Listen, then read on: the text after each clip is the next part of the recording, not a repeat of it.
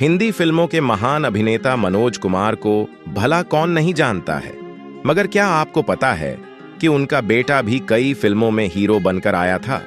उसका नाम कुणाल गोस्वामी था। वह लगातार फ्लॉप होता गया और आखिरकार उसने फिल्मों में एक्टिंग करना ही छोड़ दिया। मगर क्या आप जानते हैं कि एक्टिंग छोड़ते ही कुणाल की किस्मत कैसे रातों रात पलट गई थी? चलिए हम आपको बताते हैं कि कुणाल कैसे फ्लॉप हुआ और आखिर कैसे उसका नसीब रातों रात चमक गया। दोस्तों, आप भले ही कुणाल गोस्वामी को भूल गए हों, मगर यह गीत आप यकीनन नहीं भूले होंगे। 80 के दौर का किशोर कुमार का गाया यह गीत बड़ा हिट हुआ था। बोल थे, नीले नीले अंबर पर चांद जब छाए। क्या आपको पता है कि इस गीत में दिख रहे हीरो मनोज कुमार के बेटे कुणाल गोस्वामी ही थे, जिसे हीरो बनाने के लिए मनोज कुमार ने जमीन आसमान एक कर दिया था। हरि कृष्ण गिरी गोस्वामी, जो फिल्मी नाम मनोज कुमार से बॉलीवुड में मशहूर हुए, उनके घर 24 नवंबर 1961 को बेटा पैदा हुआ। नाम रखा कुणाल गोस्वामी। वह मनोज कुमार का दौर था। ऐसे में भले ही कुणाल पढ़ाई कर रहे थे, मगर रोज पिता को शूटिंग पर जाते देखते। कई बार उनके साथ सेट पर चले जाते और अभिनय करते देखते। धीरे धीरे उनका मन भी फिल्मी दुनिया में ही लग गया। वह भी पिता की तरह मशहूर एक्टर बनने का सपना देखने लगे। दूसरी ओर पिता मनोज कुमार खुद भी चाहते थे कि उनका बेटा कुणाल वो नाम और शोहरत हासिल करे जो उन्होंने फिल्मी दुनिया से पाई। इसी वजह से उन्होंने बेटे को बचपन से ही शूटिंग पर जाने, एक्टिंग देखने और फिल्मी दुनिया में घुलने मिलने से नहीं रोका, बल्कि वो तो बस उस मौके का इंतजार कर रहे थे कि कैसे बेटे का कदम बॉलीवुड में रखवा सकें। खैर, वो मौका भी आया जब कुणाल थोड़े जवान हुए।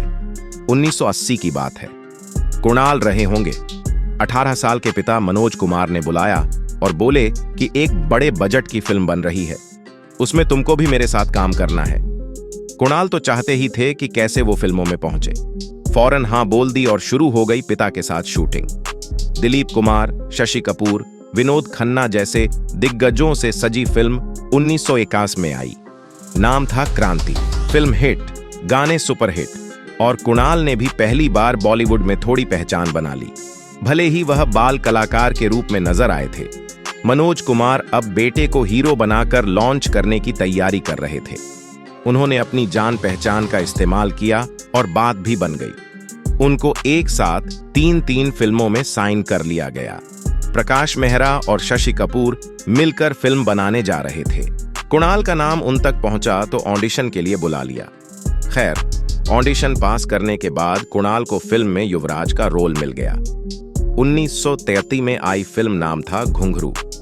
शशि कपूर, स्मिता पाटिल और वहीदा रहमान जैसे चेहरों के होते हुए भी फिल्म फ्लॉप हो गई। कुणाल के करियर को भी झटका लगा। दूसरी फिल्म जो तमिल मूवी की रीमेक थी, इस बार तो पिता ने उनको लीड हीरो बनवा दिया था। सबसे खास बात थी कि उनकी हीरोइन श्रीदेवी थी। यह फिल्म भी 1983 में ही रिलीज हुई। नाम था कलाकार। इसी फिल्म का एक गीत आज भी लोगों की जुबां पर रहता है, नीले नीले अंबर पर चांद जब छाए। फिल्म के गाने भले ही हिट हो गए, मगर कलाकार बॉक्स ऑफिस पर कुछ नहीं कर पाई। तीसरी फिल्म में भी मनोज कुमार की वजह से कुणाल को लीड हीरो बनाया गया। यह फिल्म भी 1983 में ही रिलीज हुई।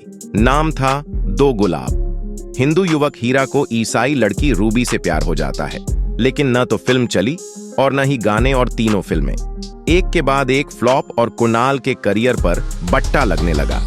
मनोज कुमार भले ही बेटे को खुद जैसा स्टार बनाना चाहते थे, लेकिन न तो कुणाल में पिता जैसे लुक्स थे, न ही एक्टिंग में ही वो कमाल कर पाते थे। औसत चेहरा, औसत अभिनय को देखकर फिल्म मेकर्स भी उनसे दूरी बनाते जा रहे थे। वो तो बस पिता के चक्कर में उनको फिल्में मिल रही थीं। 1986 में उनकी फिल्म रिक्की आई, वो भी फ्लॉप। एक और फिल्म मिली, इस बार गोविंदा के साथ उनको मौका मिला। 1979 में आई आखिरी बाजी में। फिल्म तो चली, मगर सारा क्रेडिट गोविंदा ले उड़े और कुणाल फिर से खाली हाथ। अब उनको हीरो की जगह साइड रोल मिलने लगे। 1990 में पाप की कमाई आई। इसके बाद 1991 में 2 फिल्में मिली, नंबरी आदमी और विशकन्या। ना तो फिल्में ही कामयाब हो पाई, ना ही कुणाल कुछ कमाल कर सके। अब तो फ्लॉप। बेटे के करियर की नाव चला रहे मनोज कुमार की बात पर भी फिल्म बनाने वालों ने कुणाल को काम देना बंद कर दिया। कई सालों तक वह बॉलीवुड से गायब रहे, मगर 1999 में मनोज कुमार फिर से बेटे को हीरो बनाकर ले आए। खुद का प्रोडक्शन हाउस खोला और फिल्म बनाई। अब तो हर ओर से कुणाल के लिए फिल्मी दुनिया के रास्ते बंद हो गए। अब उन्होंने बड़े पर्दे से निकलकर छोटे पर्दे पर एक्टिंग करने की सोची।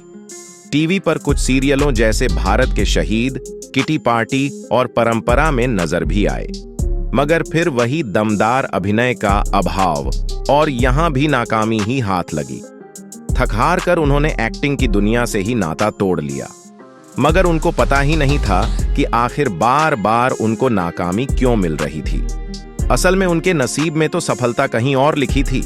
बस एक्टिंग छोड़ते ही मनोज कुमार के इस महाफ्लॉप बेटे की किस्मत ऐसी चमकी जिसको जानकर आप भी चकित हो जाएंगे।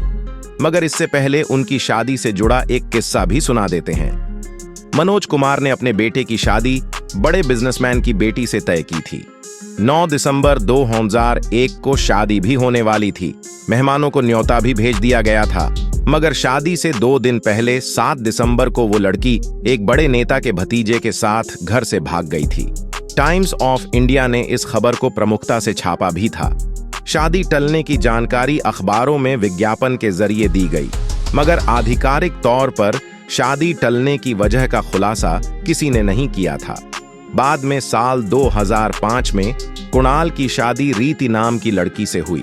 दोनों का एक बेटा है, कर्म गोस्वामी। अब कुणाल गोस्वामी के नसीब पलटने की कहानी सुनाते हैं। बॉलीवुड में मशहूर हीरो बनने का सपना चकनाचूर हो चुका था। कुणाल सोच रहे थे कि अब क्या किया जाए। इनको कैटरिंग का बिजनेस पसंद था। सोचा क्यों ना इसी में किस्मत आजमाई जाए। पैसों का इंतजाम कर उन्होंने दिल्ली में कैटरिंग का बिजनेस शुरू किया, मगर उनको नहीं पता था कि उनका फैसला क्या रंग लाने वाला था।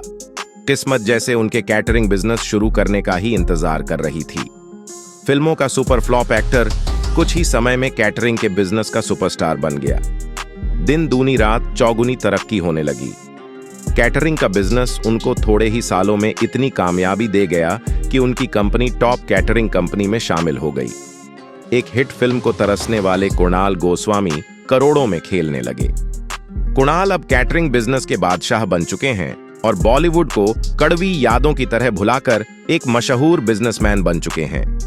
एक्टिंग छोड़ना ही रातों रात उनका नसीब चमका गया। दोस्तों, आपको कुणाल गोस्वामी याद हैं? वो आपको कैसे लगते थे? उनकी कोई फिल्म, कोई किरदार या कोई गीत आपको पसंद आया हो तो हमें कमेंट में बता सकते हैं। ऐसी ही और दिलचस्प जानकारियों के लिए आप मेरे चैनल को सब्सक्राइब भी कर सकते हैं। बस बेल आइकन दबाना मत भूलिएगा।